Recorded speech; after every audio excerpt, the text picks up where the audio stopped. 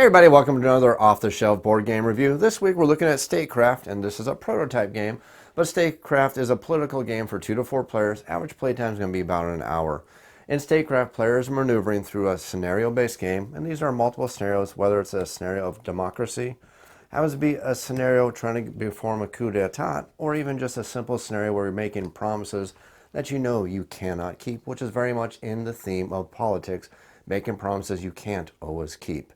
Now, in the game of Statecraft, players are politicians trying to gain the support of the people who can vote for them to try to win the election and become the winner of the game.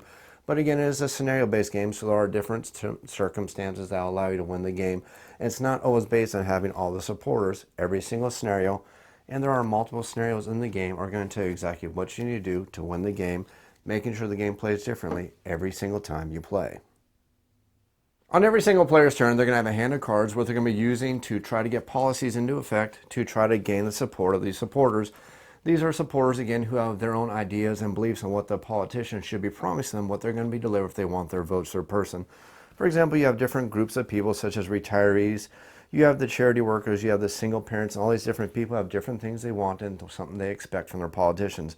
Wherever it's levels of things such as socialism, capitalism, authoritarianism, or anarchy, they all have certain things they want, or they want certain amounts of, or in some cases they don't care about it all. But again, those are supporters. They can be a very fickle group, especially when you're a hard-working politician just trying to get elected in the next campaign. So as politicians, you can be making a lot of promises to your supporters, such as promises of economy, promises of security, promises of welfare, and finally promises of infrastructure for the nation. And the way you're going to be doing that is you're going to be playing these cards on top of every one of your politicians. Except the trick here is in this game is that you only have so much of a budget. You can't go over budget, you can't go under budget, and all these policies may affect your budget, but they're also going to affect the viewpoint of all these supporters. And you notice that every one of these supporters has different ideas about what they want their politician to represent. And just like the real world, it's impossible to make all the people happy all of the time. So you may enact policies such as nuclear deterrent, which promises to all the people that you are going to be against nuclear armament, you're going to be against nuclear research, and you're going to go up on levels on these tracks. You're going to track your current status and your current beliefs for your current political outlooks, which of course in this case might make the retirees happy because they don't want to see nuclear warfare and they don't want to see their planet destroyed. But the labor is going to be very upset about this because they know nuclear technology is going to make their jobs much easier, meaning they're going to be less likely to support your cabinet.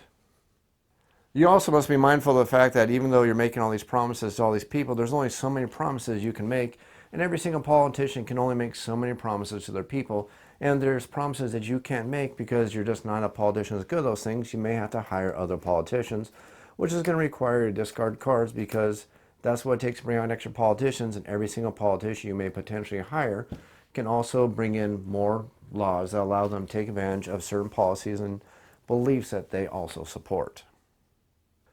Adding just a little more to the chaos of the game, though, is the fact that you're going to have events that are completely out of your control, and these events are going to be randomly shuffled into the deck at the start of the game, and they're going to cause lots of problems for all the players, adding a little bit of variety and randomness to the game, such as you may have to free labor treaties, you may have to recession you may have to deal with, or you just might have global catastrophes, which are going to affect all the players. And these are totally random. There's 30 of these cards that come in the game, and you don't have to use all 30 of them. You're going to use them in stacks of 10, 20, or all 30, just depending on how random and how chaotic of a game you want to go. By adding these into the deck of cards, they're going to be added extra randomness, extra replay, and extra variety to Statecraft. I hope you enjoyed this quick overview of Statecraft, this game of politics for 2 to 4 players.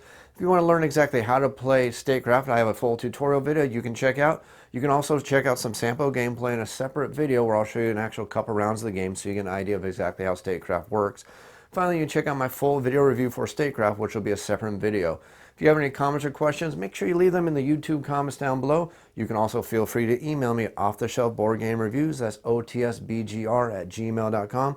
Hope you enjoyed this video. Hope you enjoyed this video series. As always, thanks for watching, and if you want to see more videos like this, click that like button, click that subscribe button. Thanks.